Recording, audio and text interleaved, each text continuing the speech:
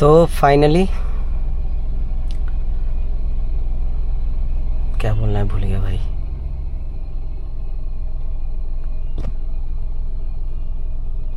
एक दो तीन। तो एक दो तीन। हेलो दोस्तों, चलो जो भी है जैसे भी है स्टार्ट करते हैं। बस मुझे नहीं आता इंट्रोड्यूस करना है कि मैं कौन हूँ क्या हूँ, लेकिन स्वागत है आपका मेरे पहले ब्लॉग में। और ये कैमरा ख़रीदे हुए मुझे काफ़ी टाइम हो गया है, लेकिन अंदर से हिम्मत नहीं हो रही थी कि इसे कैसे माउंट करके ब्लॉग स्टार्ट करूं। बहुत ही स्टेशन हुई, बहुत कुछ दिमाग में, लोग क्या देखेंगे क्या सोचेंगे, बहुत कुछ चलता रहा काफ़ी टाइम पर। लेकिन आज मेरे साथ फाइनली कुछ ऐसा हुआ कि मैंने ये कैमरा फाइनली माउंट करने का डिसीजन लिया, और उसके बारे में मैं आपसे बाद में करूँगा बात।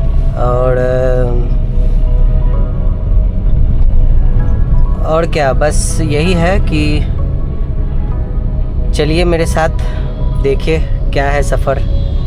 एज एक टैक्सी ड्राइवर दिल्ली में कैसा सफ़र होता है, क्या मुश्किलें होती हैं, क्या कितनी कमाई होती है वो भी देखेंगे, और कैसे कैसे मैं आगे अपनी लाइफ में ग्रो करता हूँ वो सब कुछ मैं आपको दिखाऊंगा भी और सिखाऊंगा भी कि कैसे मैं कैसे अपने लाइफ में क्या सीख रहा हूँ यूट्यूब के लिए या किसी भी चीज़ के लिए, वो सब मैं आपके साथ शेयर करूँगा। क्योंकि मैं अभी यूट्यूब पे एकदम ज़ीरो हूँ, मुझे कुछ भी नहीं आता है। तो जीरो से शुरुआत करना बहुत ही मुश्किल वाला काम है। मुझे नहीं पता कि क्या रिकॉर्ड हो रहा है, क्या बोल रहा हूँ, जो बस मन में आ रहा है, दिल में आ रहा है, उसमें वो बोल रहा हूँ। तो चलिए, ये जर्नी तो शुरू हो गई है एक तरीके से। फाइनली मैंने बहुत सोचने के बाद, बहुत हिम्मत करने के बाद, ये एक बहुत छोटा सा काम है लेकिन इसके लिए बहुत ज़्यादा हिम्मत लगती है। मतलब अगर आपने कभी कैमरे पे बोला नहीं है या कभी कुछ भी ऐसा नहीं किया है तो आपको बहुत ही अजीब लगेगा, और मैंने कभी भी कुछ भी ऐसा नहीं किया है। मैं ट्रिप्स लेके पहाड़ों में जाता हूँ, मतलब हर जगह पे जाता हूँ, पहाड़ों में या फिर किसी बड़े शहर में या फिर कहीं भी, हर जगह पे जाता हूँ। तो वहाँ पे क्या है कि मैं सिर्फ वो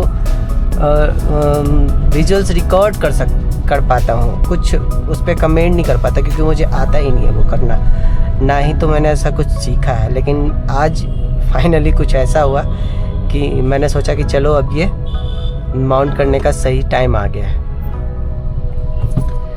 तो बने रहिए मेरे साथ, बाकी देखते हैं आज मैंने अभी तक कितने रुपए कमा लिए हैं। मैंने अभी तक 1299 रुपये कमा लिए हैं, और 6 ट्रिप्स मैंने ले ली हैं उबर के ऊपर। और देखते हैं पूरे दिन में कितने ट्रिप करता हूँ और कितने रुपए कमाता हूँ, और क्या खर्चा होता है वो मैं आपको बताऊँगा। तो ऑलमोस्ट डेली ही मेरे पास एक ब्लॉग आता रहेगा, मतलब मेरे थ्रू एक ब्लॉग आता रहेगा वो यूट्यूब पे कि आज मेरे साथ क्या हुआ, आज मैंने क्या किया। अगर इसी बीच में मुझे कोई पहाड़ों की राइड मिल गई, कोई अच्छी लोकेशन की राइड मिल गई, जहाँ से जहाँ के व्यूज़ मुझे लगता है कि आप लोगों को दिखाना चाहिए, तो ज़रूर मैं उन व्यूज़ को आपको दिखाऊंगा। बट अभी के लिए मैं स्टॉप कर रहा हूँ। अभी पूरा दिन बाकी है, तो पूरा दिन तो मैं आपको दिखा भी नहीं पाऊँगा, और ना आपके पास भी टाइम नहीं होगा कि इतना पूरा दिन। तो मेन पॉइंट जो चीज़ें जहाँ मुझे ये लगता है कि आपको ये चीज़ें देखनी चाहिए, इससे आपको कुछ मिलेगा सीखने के लिए या समझने के लिए, तो वो चीज़ें मैं आपको दिखाऊंगा। चलिए अब फिर सफ़र को आगे जारी रखते हैं। तो वेलकम बैक दोस्तों, स्वागत है आपका फिर से। तो अब मैं आपको बताऊंगा अपने कैमरा लेने की जर्नी को मैं बहुत टाइम से ये सोच रहा था कि मतलब 2 साल से मैं सोच रहा था कि यूट्यूब पे कोई ब्लॉग चैनल बनाओ या फिर एक ऐसा चैनल बनाओ जिससे मैं अपने व्यूअर्स को दिल्ली और या फिर राजस्थान या फिर हरियाणा या फिर पंजाब या फिर हिमाचल प्रदेश, उत्तराखंड या फिर उत्तर प्रदेश, मतलब सारी जगहों की जो जगह है मैं जाता हूँ किसी टूरिस्ट टूर के अंदर या फिर मतलब किसी भी तरीके से, तो वो जगह है आपको देखनी चाहिए और आपको दिखाने के लिए ही मैंने ये बस चैनल अपना शुरू किया है। तो मैं आपको अब बताता हूँ कि मैंने ये कैमरा किन हालातों में और कैसे परचेज करा। तो बेसिकली अभी जब मैंने ये कैमरा ख़रीदा है, जब अभी ज़्यादा दिन नहीं हुए हैं, तो मुझे ये कैमरा ऑलमोस्ट 24,000 रुपये का पड़ा और ये 1.5 महीने पुराना है। मतलब ये मतलब 1.5 महीने पहले ही पुराना है। और जिस भाई ने ये लिया था उन्होंने मुझसे बोला कि उन्हें ये कैमरा चलाना नहीं आता, तो मतलब एज इट इज़ कैमरा उनके पास पड़ा था और नए में मैं इस कैमरे की अगर कीमत देख रहा था तो सर्च कर रहा था कि कितने में आएगा, तो ये करीब 35-36 हज़ार के आसपास दिखा रहा था। DJI का एक्शन 4 का एडवेंचर कॉम्बो है।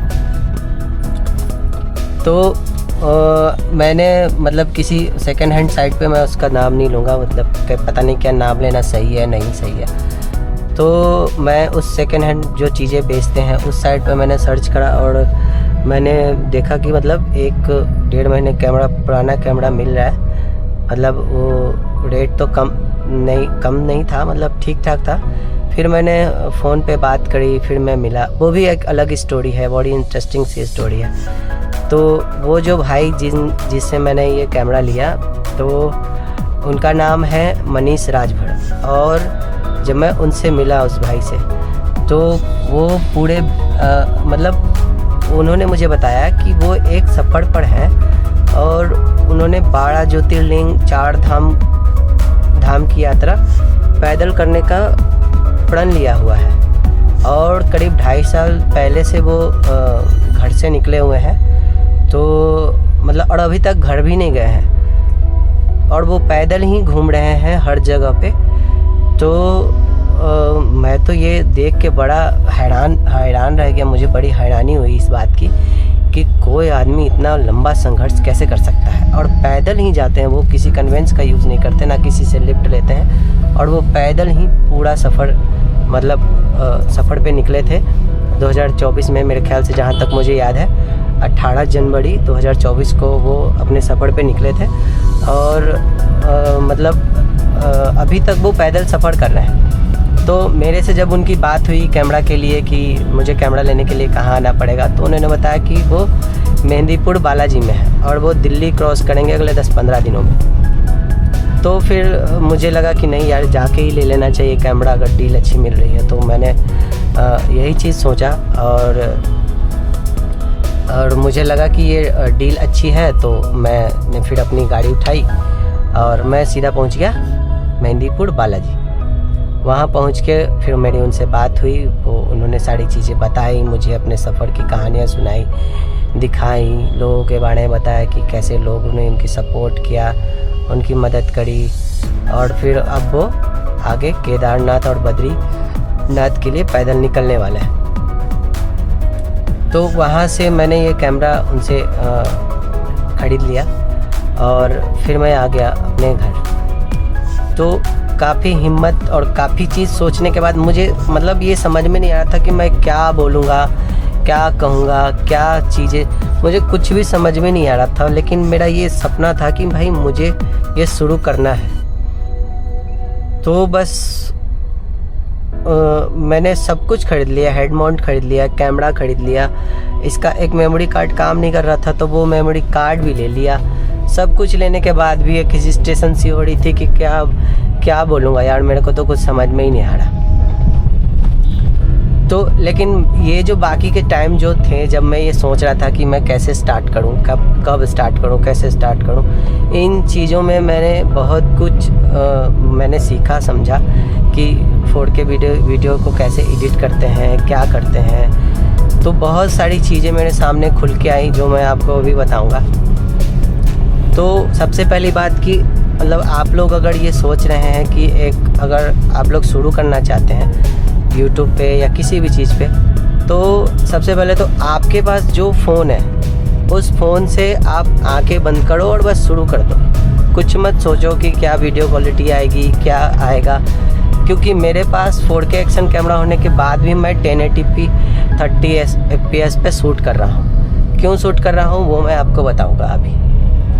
तो मतलब आपके पास जो भी कैमरा है, फ़ोन है, कुछ भी है, वो उससे आप बस अपना स्टार्ट कर दो। क्योंकि मैंने अपने 2 साल बस ये सोचने में लगा दिए कि मेरे पास कैमरा आएगा तो मैं शुरू करूँगा, अच्छी क्वालिटी की इमेज होगी तो लोगों को ज़्यादा अच्छा लगेगा।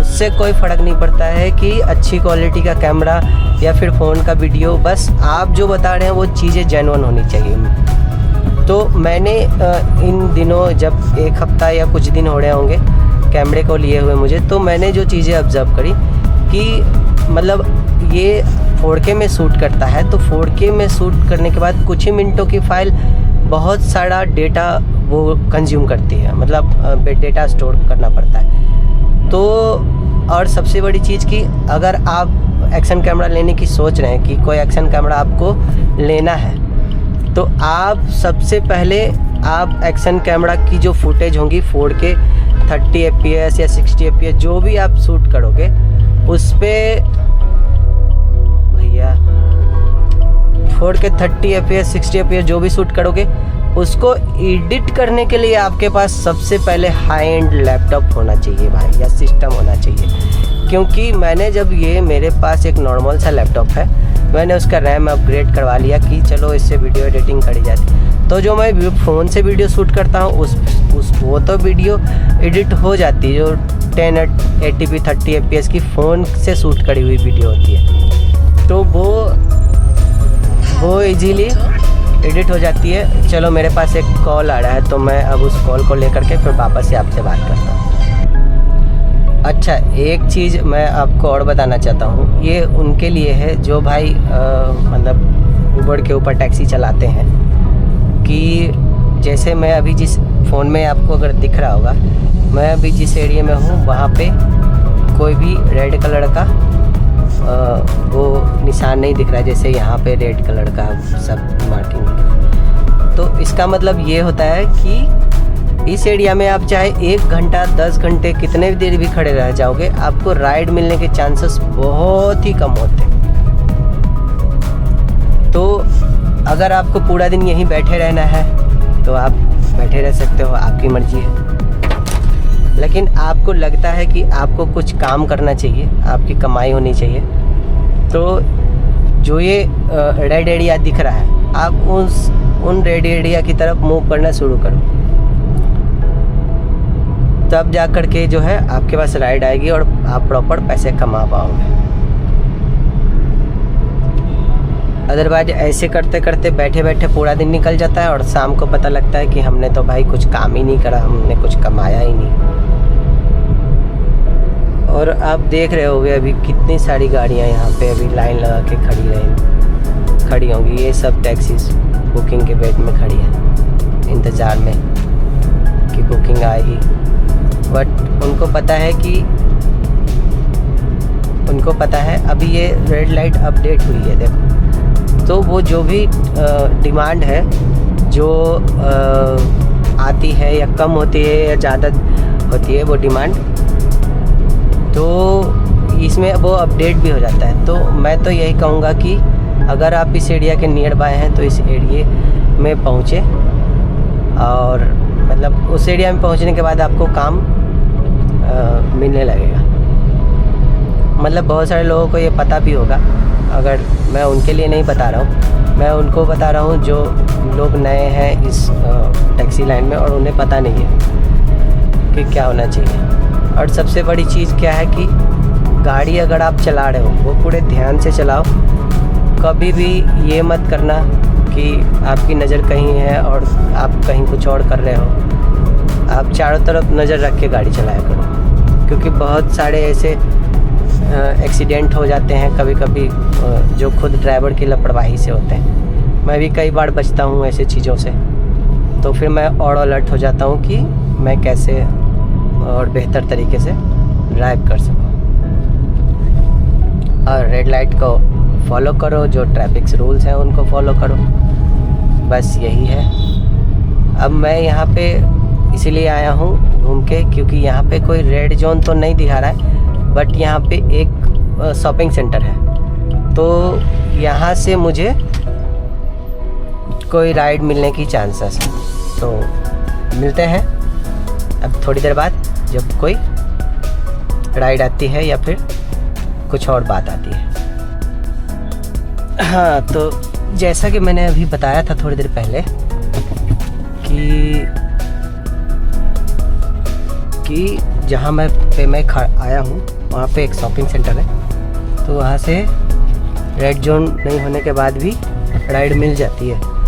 तो मुझे एक राइड मिली और वो राइड मुझे लेके आ गई है रेड जोन में, जैसा कि आप लोगों को दिख रहा होगा मेरे फ़ोन के अंदर। अब देखो इस रेड जोन से मुझे कहाँ के लिए राइड मिलती है।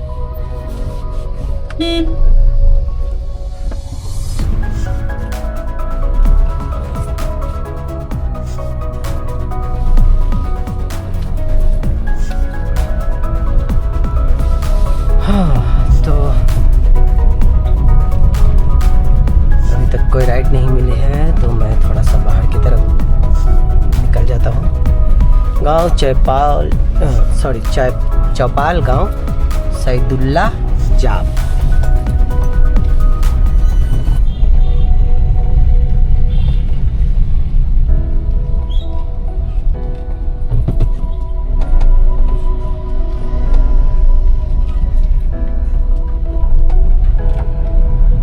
गाड़ी चलाने के टाइम पे कोई भी हड़बड़ी करने की जरूरत नहीं है। जितना आराम से हो सके उतना आराम से गाड़ी को चलाना चाहिए।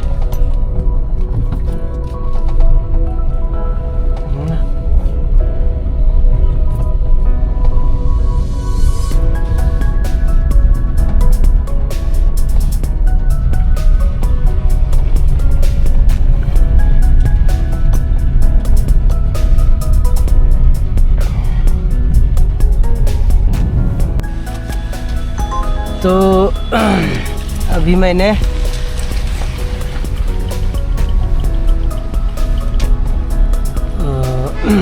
अभी जो नॉर्थ ईस्ट वाला भाई मिला था उसको ड्रॉप करने के बाद मुझे एक अच्छी राइड मिल गई थी फरीदाबाद की। अब मैं फरीदाबाद आ गया हूँ और ये मुझे यहाँ से वापस जाना है। तो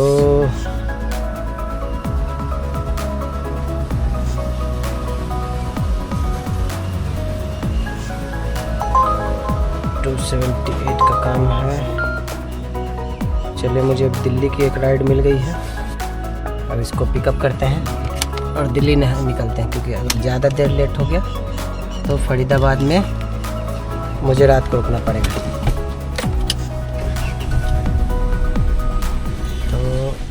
नेविगेशन ऑन करने के बाद हाँ, वापस से चौराहे की तरफ जाना है जिधर से हम आए। तो चलिए वापस से दिल्ली चल के और फिर आपको आगे का अपडेट देते हैं। हाँ, तो मैं कहाँ था? मैं था हाँ कैमरे पे के ऊपर। तो मैंने ये सीखा कि अगर आप 4K 30 fps पे वीडियो शूट कर रहे हो ना, किसी एक्शन कैमरे से या किसी भी कैमरे से, उसको एडिट करने के लिए आपको कम से कम आपके पास ऐसा लैपटॉप होना चाहिए मतलब जिसमें 16 GB रैम हो और i5 प्रोसेसर हो 12th जनरेशन से ऊपर वाला, तब वो जा करके आपकी वीडियो को प्रोसेस करेगा। और मैंने जब इसको ऑनलाइन सर्च करा ना कि ये इतने कॉन्फ़िगरेशन का जो लैपटॉप है वो कितने का आएगा। तो भाई मतलब मेरे लिए तो महंगी है, किसी के लिए महंगी नहीं होगी, मेरे लिए महंगी है। वो 60 to 80,000 का रेंज दिखा रहा था कि इस रेंज में आएगा। तो अब मैंने कैमरा तो ले लिया, लेकिन अब मुझे पता चला कि कैमरा ले लिया लेकिन अब इससे मैं 4K शूट नहीं कर सकता, क्योंकि मेरे पास लैपटॉप ही नहीं है जिससे मैं 4K 30 fps वाली वीडियो एडिट कर पाऊँगा।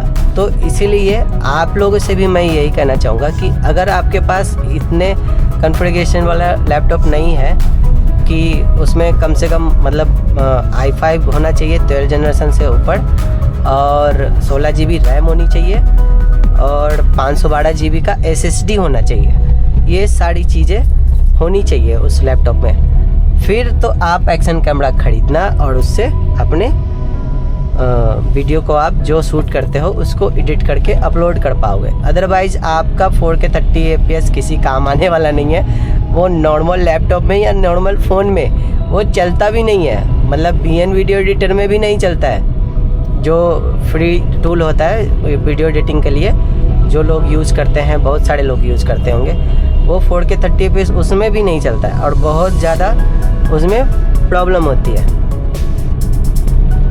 तो इसीलिए मेरे को ये एक्सपीरियंस हुआ और ये एक्सपीरियंस मैंने सोचा आप लोगों को बताना चाहिए।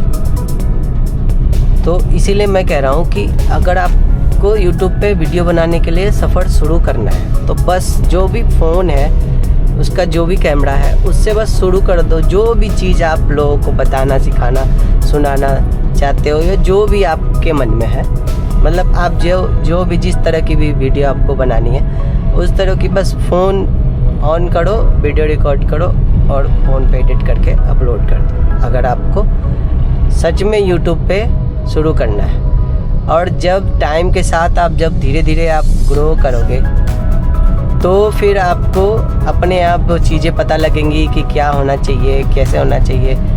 और अगर आपने कुछ जुगाड़ करके, जैसे मेरी तरह मैंने जो बेवकूफ़ी की कि आपने किसी तरह जुगाड़ लगा करके कोई मैंने जैसे एक्शन कैमरा ले लिया, मुझे मेरी किस्मत से मिल गई मुझे सस्ते में, तो उस तरीके से अगर आप भी ले लोगे तो वो फिर किसी काम में नहीं आएगा। उससे आप 4K 30 fps पे वीडियो शूट तो कर लोगे लेकिन उसको एडिट नहीं कर पाओगे और अपलोड नहीं कर पाओगे। तो ओवरऑल अभी तक के लिए तो मैं मतलब ये चीज़ें हैं और वीडियो काफ़ी लंबी हो जाएगी, इसलिए मैं अभी यहाँ पे रुक रहा हूँ। फिर मैं अभी कुछ आगे पूरा दिन बचा हुआ है, पूरे दिन में क्या चीज़ें होती है वो मैं आपको दिखाऊंगा, तो बने रहिए मेरे साथ। तो फाइनली एक राइड आ गई है, अब चलते हैं उस राइड को पिकअप करते हैं। कस्टमर का कॉल भी आ गया है, कॉल ले लेता हूँ। हेलो, हाँ जी, हाँ मैं आ रहा हूँ, लेकिन 10 मिनट का टाइम दिख रहा है मुझे मैप में, तो आप इतना वेट कर लोगे ना?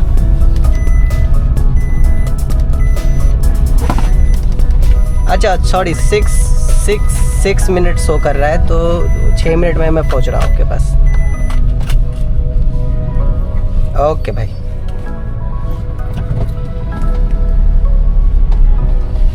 हाँ, तो भाई कस्टमर जो थे मेरे ख्याल से उनकी हिंदी सुन के मुझे ऐसा लगा कि वो मतलब अपने नॉर्थ ईस्ट राज्य के भाई हैं। तो चलिए देखते हैं, मैं एक बार पिकअप पे पहुंच जाऊं और क्या बातें होती हैं उनसे पता नहीं, अलाउ करेंगे नहीं करेंगे। अच्छा कि हालांकि ये एक चीज़ तो जो हमारे नॉर्थ ईस्ट राज्य के जो भी भाई बहन जो भी होते हैं, तो उनका बिहेवियर बहुत ही पोलाइट होता है। वो इतने प्यार से बात करते हैं और उनकी हिंदी तो मेरी भी अच्छी नहीं है, क्योंकि मैं भी प्रॉपर हिंदी नहीं बोल पाता हूँ। तो उनकी जो हिंदी होती है वो हिंदी बहुत ही प्यारी होती है, वो सुनने में मज़ा आता है। और सुनने में मज़ा क्या है, उनका नेचर भी इतना अच्छा होता है ना कि मतलब बहुत ही अच्छा। मुझे बहुत अच्छा लगता है उनसे बातें करना, उनके राज्यों के बारे में जानना। बहुत सारे आते हैं, मतलब दिल्ली में तो बहुत सारे नॉर्थ ईस्ट के लोग रहते ही हैं, तो उनसे बात करके अच्छा लगता है कि हम मतलब वो अपने वहाँ उसके बारे में बताते हैं, अपने राज्य के कल्चर के बारे में सुनने में बहुत अच्छा लगता है। तो मैं भी आगे भी अगर मेरा चैनल आगे भी चलता रहता है और मुझे मोटिवेशन मिलता रहता है, तो मैं एक बार प्लान करूँगा कि मैं इसी गाड़ी को लेकर के जाऊँ और पूरा नॉर्थ ईस्ट घूम के आऊँ। तो देखिए वो प्लान कब बनता है, और वो जब बनेगा तो आप भी साथी होंगे हमारे, आपको भी साथ साथ ही जाना पड़ेगा मेरे। तो जाना पड़ेगा क्या, आप भी साथ साथ ही चलेंगे हमारे। तो जो भी होगा उस ब्लॉग में, उस सफ़र में, ब्लॉग तो नहीं सफ़र ही कहते हैं उसको, जो भी होगा उस सफ़र में वो सब आपको वो लगेगा, पता लगेगा कि क्या चीज़ें हैं एक्चुअली। और कुछ भी नहीं, वो सारा कुछ दिखाऊंगा, अच्छी बुरी सारी चीज़ें। बुरी तो होने की उम्मीद मतलब बहुत कम ही है। नॉर्थ ईस्ट के लोग तो वैसे भी बहुत अच्छे होते हैं, मतलब उनका व्यवहार बहुत ही अच्छा होता है। तो देखते हैं, अब मैं लोकेशन पे पहुंचने वाला हूं। एक बार मैं लोकेशन पे पहुंच जाऊं, उसके बाद फिर मैं बाकी की बात आगे करता हूं।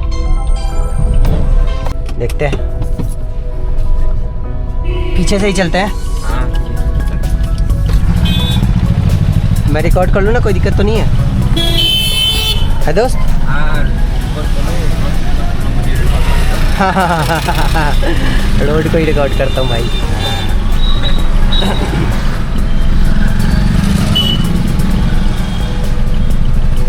चलिए देखते हैं क्या एक्सपीरियंस होता है। जो हमारे नए ड्राइवर भाई हैं उनको भी पता लगना चाहिए।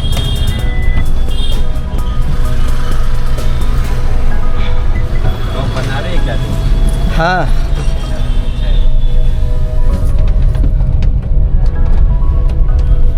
अच्छा मुझे बताइए, आप कहाँ से हैं?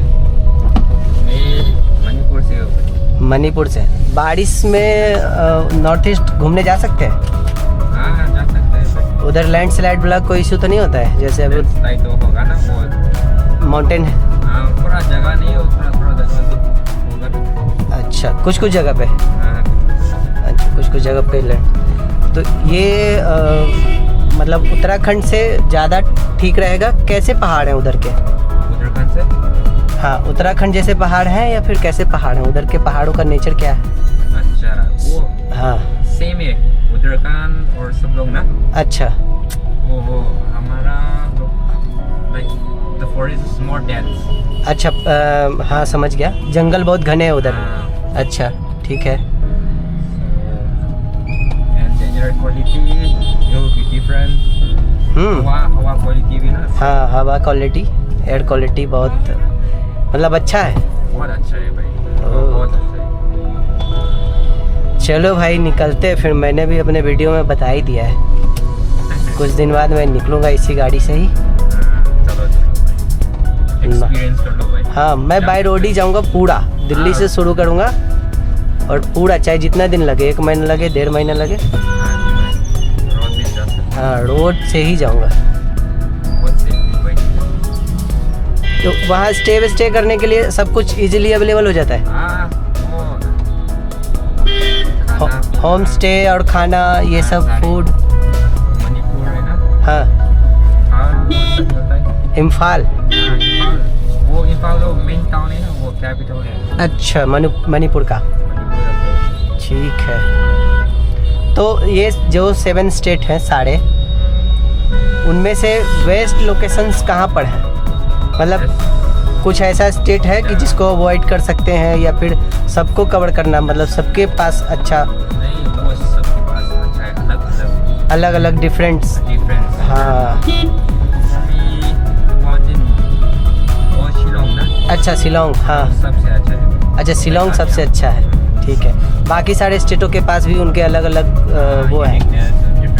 अच्छा अच्छा अच्छा, शिलोंग बहुत अच्छा है। दूसरा और क्या कहता है, लैंग्वेज बैरियर, लैंग्वेज जैसे हिंदी उधर लोग सुनते हैं समझते हैं। शिलोंग पे ना वो सब लोग हिंदी थोड़ा थोड़ा जानता है। अच्छा, थोड़ा थोड़ा जानता है, मतलब उतना दिक्कत नहीं होगा। मुझे तो हिंदी आती है, इंग्लिश भी थोड़ी बहुत तो आती है। शिलोंग तो इंग्लिश भी और हिंदी भी थोड़ा थोड़ा आता है। अच्छा ठीक है। और बाकी के स्टेटों में इंग्लिश समझ जाएंगे, इंग्लिश में नागालैंड भी कोई दिक्कत नहीं है। अच्छा। मणिपुर में थोड़ा दिक्कत हो जाएगा वो हिंदी पे ना। हिंदी पे और इंग्लिश पे। इंग्लिश तो ओवरऑल है सारे स्टेट में। हाँ, इंग्लिश तो वो 80%। हाँ, मतलब मैं अपनी बात समझा पाऊँगा या किसी से कुछ पूछ पाऊँगा, है ना। ठीक है। मेरे बहुत सारे मिले हैं ना उधर के नॉर्थ ईस्ट भाई लोग, बहुत सारे। तो उन्होंने मुझे बहुत बताया कि बहुत अच्छी जगह है। तो मैं 3-4 महीने से मैं ये सोच रहा हूँ कि जाऊँ, बट मेरे पास कैमरा वगैरह का कुछ सेटअप नहीं था। तो यार ये तो गड़बड़ हो गई। तो कैमरा वगैरह का सेटअप नहीं था, तो वो लेने में मेरे को बस टाइम लग गया। नहीं, मैं पीछे तो नहीं जाऊंगा, ये पीछे जाएगा तो फिर ये इधर से निकलेगा और फिर मैं इधर से जाऊंगा। देखते हैं अभी। अरे भैया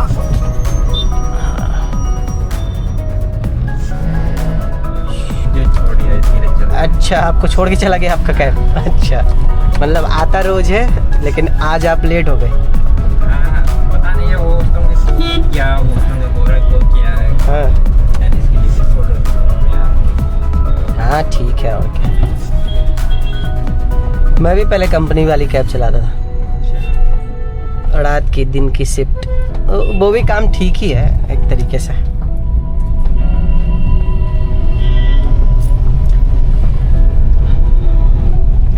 इधर का रास्ता, चलो भैया। नहीं, मैप तो दिखा ही रहा है। मैं बोला तो समटाइम्स वो गलत से दिखा है। अच्छा हाँ हाँ काली वाला तो अच्छा नहीं। हाँ तो फिर ठीक है, आप ही गाइड कीजिएगा बढ़िया से अपना, जो रास्ता खुला होगा, क्योंकि मैप तो अपने अकॉर्डिंग दिखाएगा जो खाली होगा उसको। और फिर कहीं मैप के थ्रू अगर मैंने गलत रास्ते में ले लिया तो फिर फंस जाएंगे।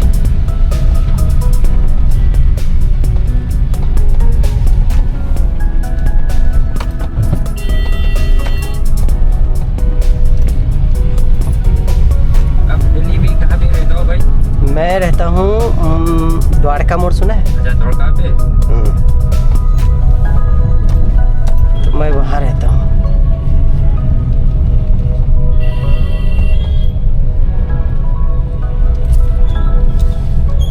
एक दिन में तो पूरी दिल्ली घूमता ही रहता हूँ, हर जगह।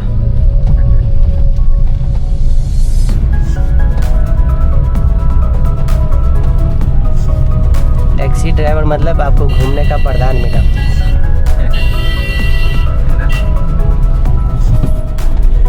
मेरे को काफ़ी अच्छा लगता है, मतलब ये जो है ना काम, मैं पैसे की वजह से तो करता ही। सीधा लेना, राइट लेना।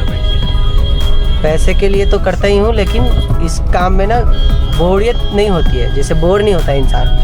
बहुत बढ़िया ये तो। हाँ, कि आप एक है ना कंप्यूटर स्क्रीन पे बैठे हो, एक्सेल में लगे हो, तो वो एक ही काम है और वो करते करते आदमी बोर भी हो जाता है, फ्रस्ट्रेट हो जाता है। हाँ जी ना। हाँ, और इसमें क्या है कि बोर अगर होने लग गए तो ऐसा होता है कि कभी कोई राइड मिल गई बाहर की, पहाड़ों की, जयपुर की, आगरा की, जहाँ भी बस हमारा भी वेकेशन साथ साथ। फिर कोई इशू नहीं, अपना घूम के। अभी मैं 10 दिन पहले ही, आज हाँ 10 दिन पहले ही मैं 20 जून को निकला था, उत्तराखंड बागेश्वर में था। हाँ, उत्तराखंड में था 10 दिनों के लिए। आया मैं 30 जून को। और उसके पहले मैं ये सोच रहा था कि मैं चला जाता हूँ अपने होम टाउन, कि मैं यहाँ से बहुत ऊब गया था, अजीब सा लगने लग गया था मन। तो फिर मैंने कहा यार चलो अपने उसमें घर चलते हैं, 10 दिन छुट्टी करेंगे, आराम से घर पे एंजॉय करेंगे, तो मूड ना चेंज हो जाएगा। लेकिन फिर उसी बीच में वो राइड आ गई, 10 दिनों की। मैं कहा चलो भैया।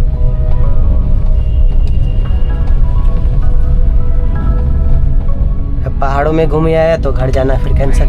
राइट राइट, ठीक है। मैप तो सही ही दिखा रहा है।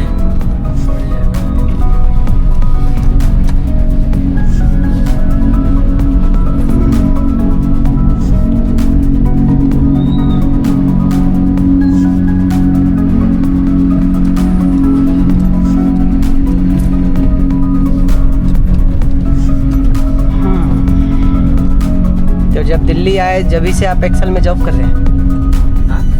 दिल्ली आए जब से ही आप एक्सेल में जॉब कर रहे हो?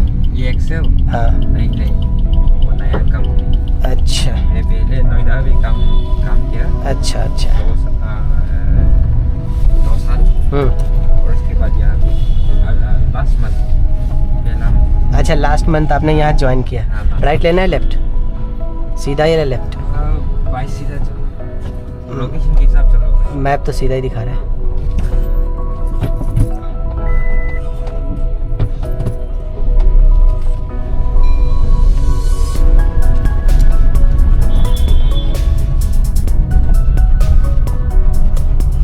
ये बनवे है मेरे ख्याल से, क्या? अच्छा नहीं,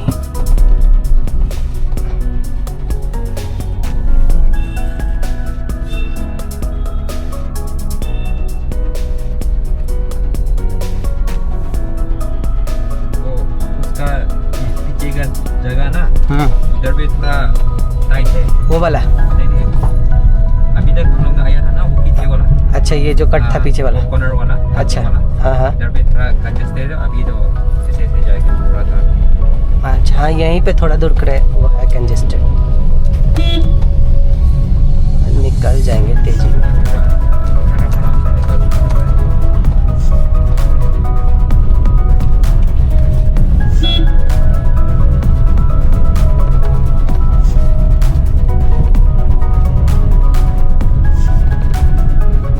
चलो, यही इतना दूर ट्रैफिक था। कौन सा? ये वाला? ये वाला राइट वाला?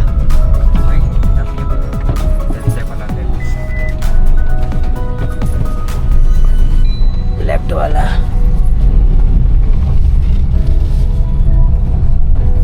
लोकेशन के हिसाब से।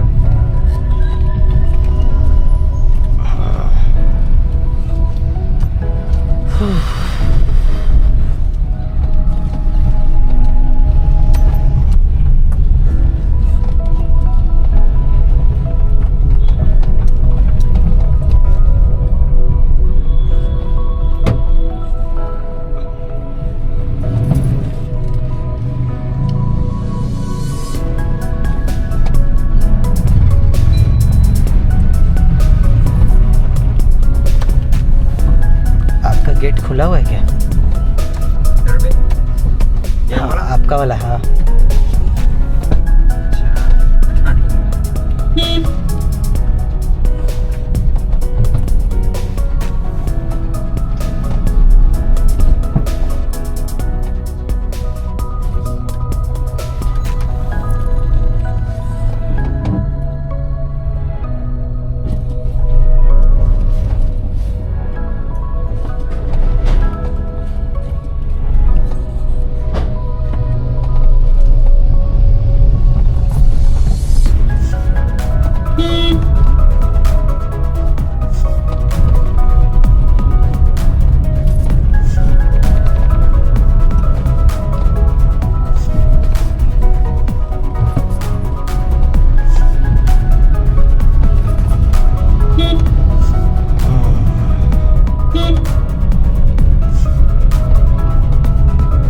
टाइम तो उतना ही लग जाता है लेकिन डिस्टेंस कम हो जाता है इधर से, है ना? डिस्टेंस वही कम हो जाता है, टाइम लेकिन क्योंकि सड़क छोटी है तो फिर यहाँ से ज़्यादा वो बचता नहीं है। यहाँ से राइट लेना है, सीधा जाना है? राइट दिखा रहा है यहाँ से तो। ये तो बहुत पतली सड़क है।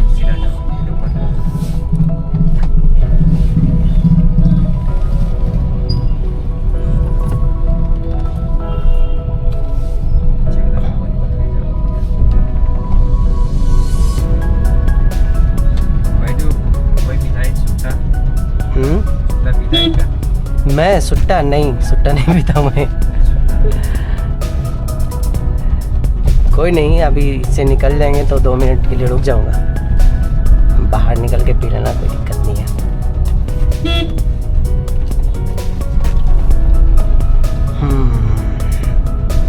राइट से तो नहीं, लेफ्ट से ही जाना पड़ेगा।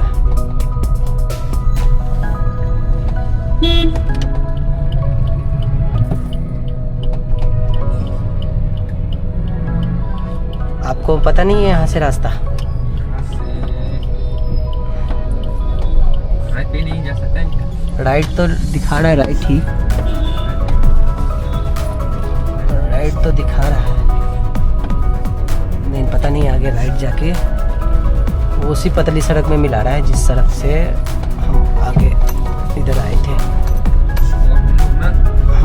रात में यहाँ भी लगा था, रात की तो अच्छा से। रात में तो फिर दिक्कत ही नहीं है, रात में कोई दिक्कत नहीं है। बोल रहा है हाँ, रात में वो रोड अच्छा से चलता है और दिखता है भी नहीं। अच्छा, रात को अच्छा से रोड पता लगता है कि किस रास्ते जाना है, दिन में नहीं। समझ गया। हाँ, दोनों का तो अलग ही होता ना, रात का भी और दिन का भी।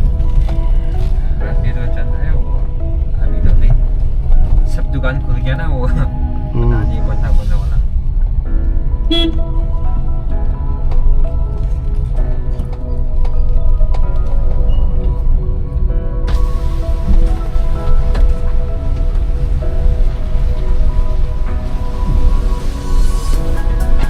चाचा, इस रोड से बाहर निकल जाएंगे, मेन रोड। ओ भाई, तो गड्ढा खुदा हुआ है। ये बांध लिया माथा में। कैमरा है, कौन देख रहा है कैमरा? यूट्यूब पे। ये तो पूरा गड्ढा खुदा हुआ है। कैमरा आगा गड्ढे में है? गड्ढे में कैमरा आगा? कैमरे में गड्ढा आएगा, गड्ढे में कैमरा नहीं आएगा। ये करके का बात है, यूट्यूब पर उन्हें देख रहा है क्या देख रहे हैं।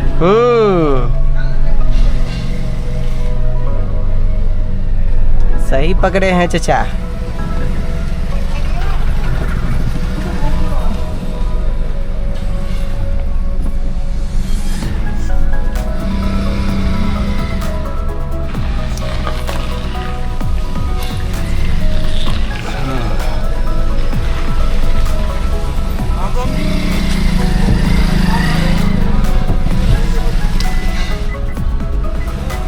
यार, किधर से निकले, फंस गए।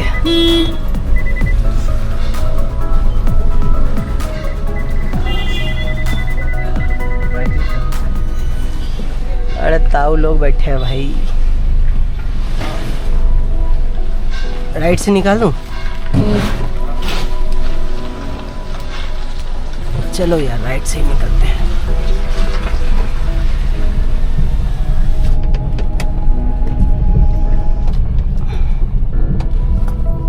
चलो, बाकी ड्राइवरों के लिए एक्सपीरियंस होगा इधर आना है नहीं आना है। दिन में तो नहीं आना है, रात में आ सकते, दिन में नहीं आ सकते।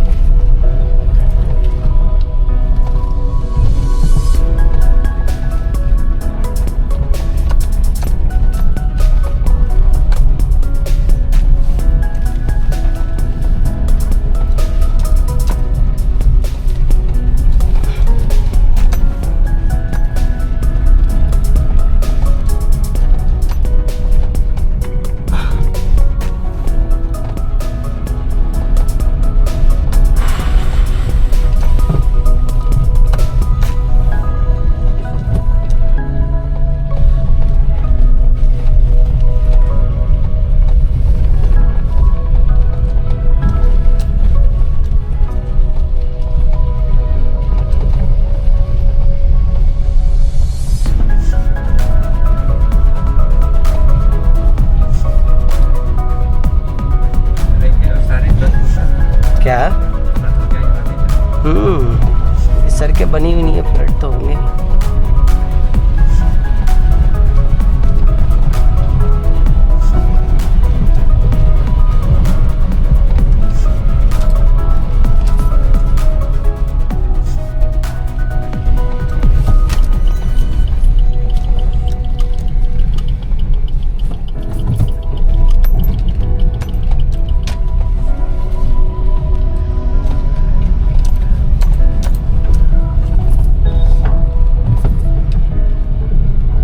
कल मैं गया था उधर, एक जगह है बुराड़ी, आपको पता होगा शायद। बुराड़ी, हाँ नॉर्थ। वहाँ पे घुटने से ऊपर पानी आ गया था बारिश में। अब कस्टमर बैठे हैं गाड़ी में, फाइनली मेन रोड पे आ गए।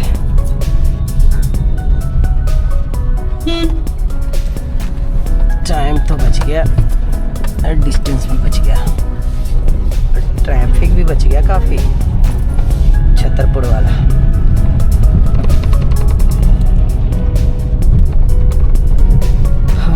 चलो मिलते हैं बाइक को ड्रॉप करने के बाद।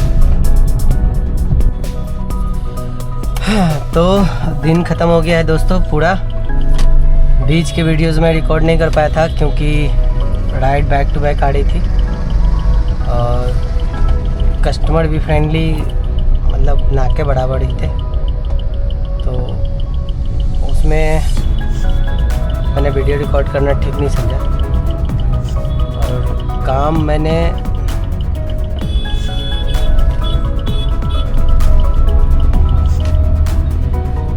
मैंने अभी तक कर लिया है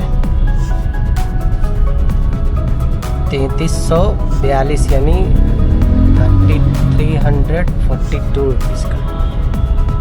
और इसके अलावा 100 रुपीज़ का एक टैक्स मिला है, यानी 3400। तो 3400 में मेरा खर्चा हुआ है 544 की गैस, और थोड़ी सी गैस कल की पड़ी थी, तो मे बी 200 की वो गैस होगी। 750 समथिंग गैस खर्च हुआ है और 3450 का लगभग काम हुआ है।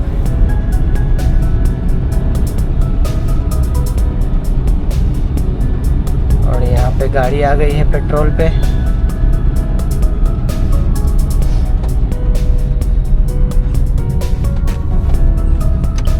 तो अब जल्दी से जल्दी सीएनजी पंप ढूंढना होगा।